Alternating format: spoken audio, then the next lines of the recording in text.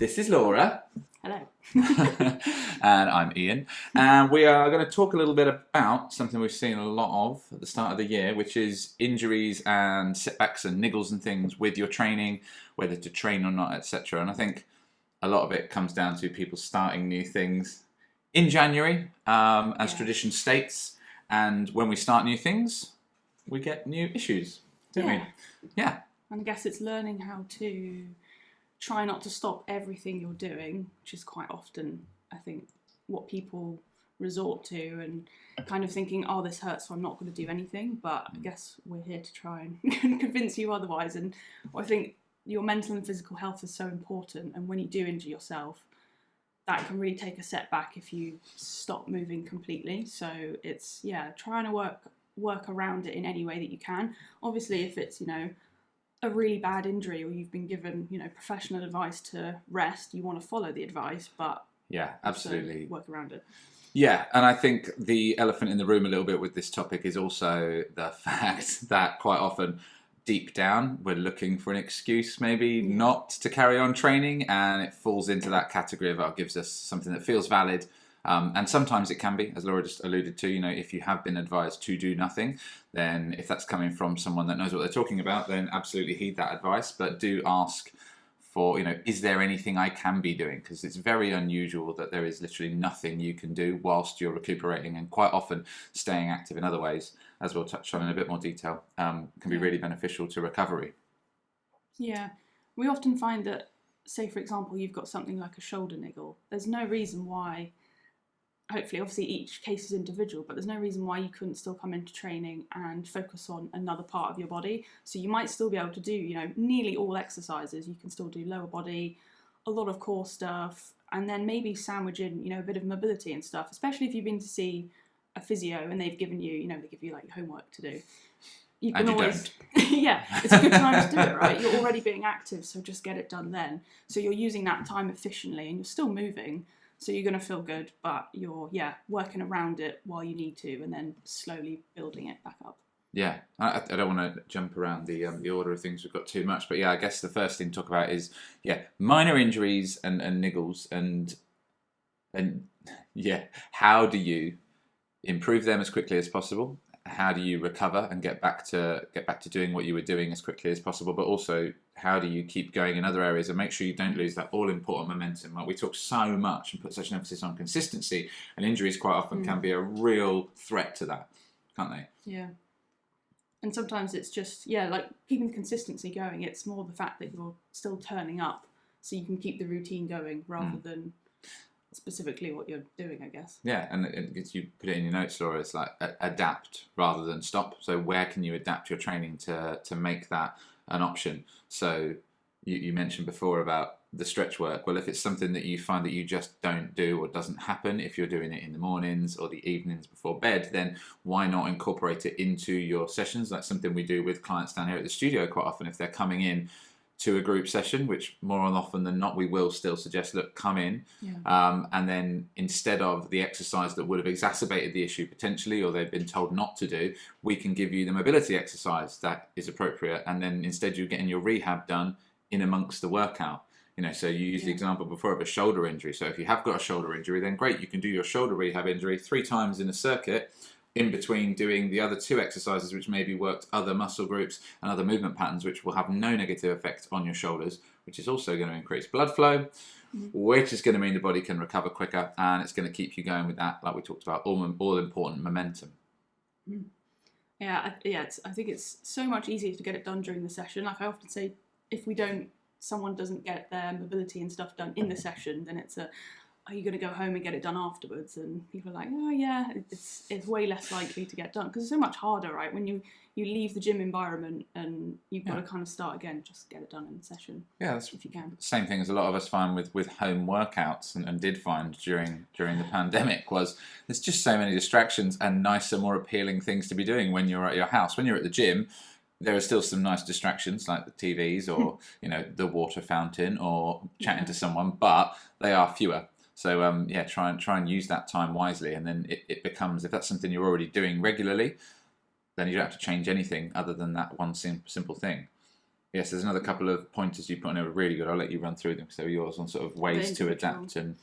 Yeah, so I suppose it depends on each individual case. So if you are seeing a physio, then speak to them about how you can move around the exercises. But things you might be able to do is just slightly change the range of motion, whether you're, decreasing it, you're leaving out the bit that feels painful. You might still find that you can do most exercises, but it's just making a little tweak here and there. So an example of that is like if you're doing a bench press and it's your shoulder that feels dodgy and it's not feeling good, flaring your elbows out, but keeping them tucked in feels better. That's a good option. Then you're still doing the exercise, still working the muscles, but just making a little tweak. And sometimes actually that could be really good because maybe we all stick to, a lot of people do with their training, stick to those same planes of motion. Actually making a change and tweaking your elbow position may well help you avoid injuries in future. You're going to strengthen your shoulder in more planes and all those muscle groups in more planes of motion and work different striations in the muscle as well. So it depends what you're training for there, but there can be added benefits to that too. Yeah, good point. Train in a way that you never have before and then get stronger as a result. Another example is if you've got a niggle with your wrist maybe, which a lot of people have, at some point, because we do a lot of training on our wrists and also we spend a lot of time kind of typing on laptops and phones. It's very easy to get a wrist niggle if it's not strong. So when you're doing things like push-ups, rather than just, although I'm sure everyone wants an excuse not to do push-ups, but we can alter them. Whether that means you're holding a pair of dumbbells on the floor, so rather than having your wrist at this angle, you're keeping it nice and straight. I find a lot of clients try that and it makes it so much better, and then they can keep doing their push-ups, which is such a good movement to do. Yeah. So you're still doing it. Definitely.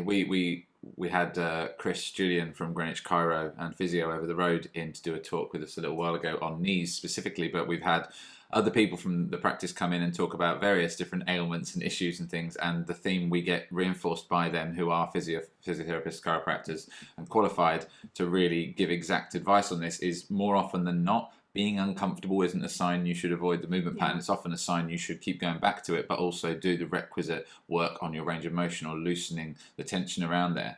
But it's often a thing people go, I should avoid that because it's hurting. Now, obviously, there's different kinds of pain and different levels of pain. And if it is something that's getting worse when you're training, go and see an expert, absolutely. But in the gym environment, quite often, if you can't put your weight on your wrist in that flex position, that's an issue, and it's going to be an issue in life, and it's not going to go anywhere. So you're better off actually trying to work through and strengthen that. But obviously, at the time to get initial results, you can change up the angle, like Laura's saying, and still get the workout that you wanted in, getting those push-ups in. Yeah, I know that's a bodyweight one anyway. But for example, if you're used to loading up your exercises, things like lunges and stuff, with a lot of weight, and that's not feeling good, you can temporarily reduce the weight. Or add in something like a band as well, so you've still got something to focus on, still create tension in your body, but you're not, doing it quite as heavy as you would normally. Yeah, I should just say, in case you guys are wondering what I'm doing with my hand, there's a dog down here, but he's just out of shot. We're at the high chairs, so he doesn't like it, but he's looking sad between us. You need to get him a chair so he can sit up here. Don't, he'd love that, wouldn't you? Yeah. He's like, what are you doing? Cool. Yeah, so I think that's something to bear in mind with the minor injuries, is just to have a conversation with yourself as well around, do I really need to, is this really enough of an issue to not go and train? If you've got a shoulder injury, are there ways around it that you can go and do some core work or some lower body work? Are there things you could be doing? And this is something maybe to specifically ask a physical therapist if you've gone to see someone and they've said, don't go to the gym. Say, look, that's not an option for me. I really want to keep my training going. I'm feeling really good. I'm enjoying all the benefits of that. What specific movements do I need to avoid? Or is there any way I can perform these movements safely? Take them through the workout you're doing.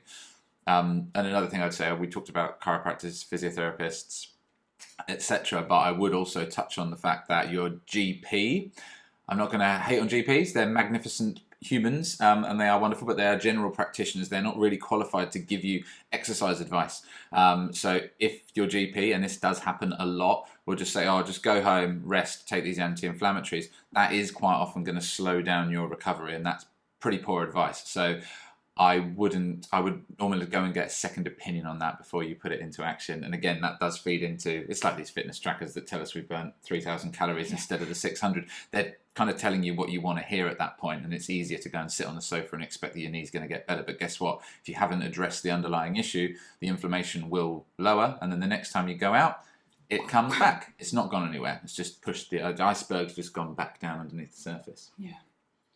And I suppose outside of training as well, see what else you can do in terms of, like, I would try to avoid, like Ian said, try to avoid, not doing anything. If you can still get out and get a good amount of walking in, I'm not saying go out and do 30,000 steps a day, that might not help, but still trying to keep active as much as you can and taking breaks from your desk and things so you're not in stiff. Yeah, again, just ask yourself that. Be honest with yourself. Have a conversation with yourself. Say, is there really genuinely nothing else I can be doing? So, for example, going for a swim. If you get down to the pool for 10 minutes, it's going to increase blood flow. It's going to move things. It moves basically inflammation. It'll reduce the inflammation, and it gets the good stuff back into the joints. So we often have people who've gone on long runs and things. They're getting niggles in their knees. Your knee joint doesn't have blood supply technically. So the only way you can get the good stuff in and the bad stuff out, to summarise, you think about it like a bathroom sponge, you need to wring it out, and that you do that by flexion. So if you can do that under low loads, so swimming is a great example of that, but also walking, if you're okay to do that and it doesn't hurt too much, can be a really helpful thing. And bear in mind, the body can't fix that on its own. It's only going to get more gummed up, like when you leave your sponge on the side. Yeah. Good enough. But we talked about knees, didn't we? And said often clients will come in with niggly knees, say, I can't do anything lower body. We said, no, it's all right. We can do hip dominant movement instead of a knee dominant movement. So switching from a lunge to, a deadlift or something like that, or a hip bridge, which is still going to keep you training, keep you moving forward. But before maybe you would have said, do you know what? I can't do any lower body. I'll just either not go, or just do thousands of sit-ups. Anticipate there being a lot of pain, but actually just try movements with, no load first. Just see how it feels. If it's a no-go, then we can move around it. But often, hip hinges and things like that are good to go. Definitely. And then moving on to longer-term injuries and setbacks. So things that we're talking weeks, months, years, rather than a couple of days or little niggles. So how do we address those with regards to training, staying active and staying as healthy as possible? And I suppose, moving away from specific things, but I would try to see, even if it's, a long-term thing, it can feel like quite a setback mentally and physically.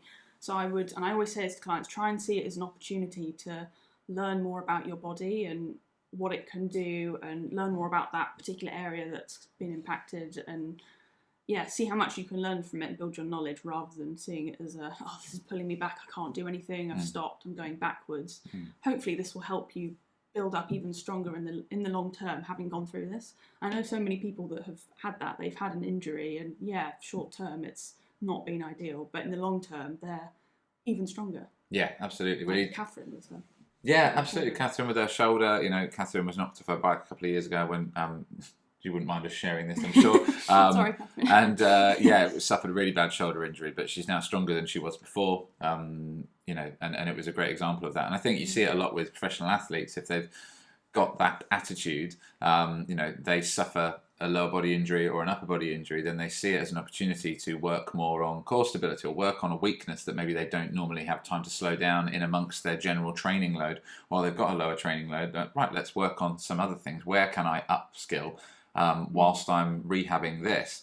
And there are often really great ways to do that. And in the same way as we take, again, our fitness trackers and all these technologies that we try and embrace, whether it be supplements or those trackers and things, how can we take learning or teachings from those professional athletes who are at the higher level of physical abilities and implement that in our lives? And that's a great example of it. Again, if you get an injury in one area, what else do you want to work on? But maybe you don't normally. Yeah, exactly. Set some new goals and reframe it as an opportunity to build on something new, something different. Yeah. And I think if you are, part of Greenwich Training, or you're part of another gym and you have a coach that you can go to, work with them and see how they can support you around it, and make some new goals, whether that's temporarily or longer term, so you've got something to keep you focused and keep you positive. And you'll often be surprised as to how much you can do and come out of that conversation, hopefully, if they're a good coach, feeling more motivated and excited about that time, which is a nice reverse to have. I think that was it really on injuries. Unless you have anything else you want to. No, I think like you mentioned, I think one of the other things is really important to be a little bit patient with yourself. Be kind to yourself. Don't be too hard on yourself. I think we're all guilty of doing that sometimes, getting frustrated, and that's what we mean by having that important conversation with someone else. Again, it doesn't have to be a coach. Obviously, if you're going to get advice, probably should be someone that knows what they're talking about. But Jim on the next cubicle might not be able to tell you what you can and can't do physically. However, they may well be able to help you see, do you know what, there's ways around it. So I think that's really important to practice that kindness to yourself, and don't listen to the crazy person in your attic that always comes up. Yeah, tells you can't do it. And the other thing I'd touch on is how can you support your recovery with nutrition? Massive area or opportunity. So yeah, prioritize rest, sleep, things like that. Yes, definitely. But also nutrition-wise, what does your body need? What are the building blocks that your body could help with at that point? And, you know, taking maybe some supplements if you need to. Obviously, I'm a huge fan of bone broth. Do you know what? For Valentine's Day, Sal got me a T-shirt that says "But first bone broth" with a jar on it.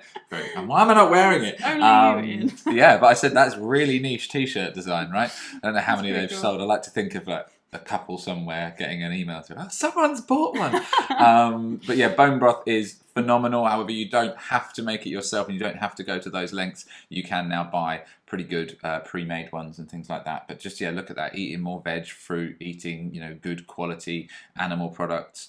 That is going to help your body to rebuild and get you back on point quicker. Yeah, colourful fruits and veg. Eat the rainbow.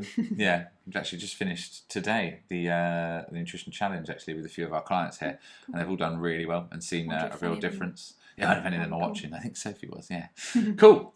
All right. Anything else you wanted to talk about today? I don't think so. No, other than asking if you've experienced any setbacks in terms of injuries and stuff. Yeah, I obviously been active for a long time, so I always seem to have some. I mean, they get worse, niggles, as you get older, like me. They're more frequent, but again, obviously I've taught myself to do exactly what we're talking about now. But I think the worst one for me, I had a shoulder injury that I suffered whilst I was actually up in Edinburgh, and I didn't have access to my regular physio, who I knew really well and trusted. I went to a physio up there, and they gave me fairly poor advice, told me something wasn't torn, without getting too detailed anyway. So one of the basically my shoulder was loose, and I was told that it wasn't a tear, it wasn't actually snapped. It hadn't sheared off the joint, but it had. So I did the wrong thing. I went back to the gym, worked through pain for 6 weeks, and then came back and saw my physio, and he said, you've been misdiagnosed, you've made it loads worse. And that took 6 months to really get back to full strength. But did get there, and now I'm able to do most things. There's still compensations you have to have when you've got these longer term injuries, and we talk a lot about that with compensatory issues. So because my right shoulder was potentially weaker than my left shoulder, or in order to generate the same amount of force I was having to manipulate my torso, that meant that my hips started to creak out of position, and I had a tilt then happen, then wonder, why is my knee hurting on this side when I get on the bike, and all sorts of things. So just be aware of that relationship and say, I've hurt my shoulder, I think it's better. You go back to the weight room or the gym or doing anything, and then you wonder, why is my foot hurting? Why is my hip hurting? Why is my hamstring feel tight? It can be all these things. And it's fascinating the way that everything is connected with fascia and muscle movement chains and things like that. So just something to bear in mind, that just because if you have any issues in the year afterwards or when you're rehabilitating, if that issue isn't at the site of the initial problem or trauma you've suffered, doesn't mean the two aren't related. And that again is where it's good to work with either a coach or go and see a physical therapist to get it properly diagnosed and hopefully get to the root cause. Yeah, cool. Awesome. All right. All right, there we are. Injuries, setbacks, sorted. Done.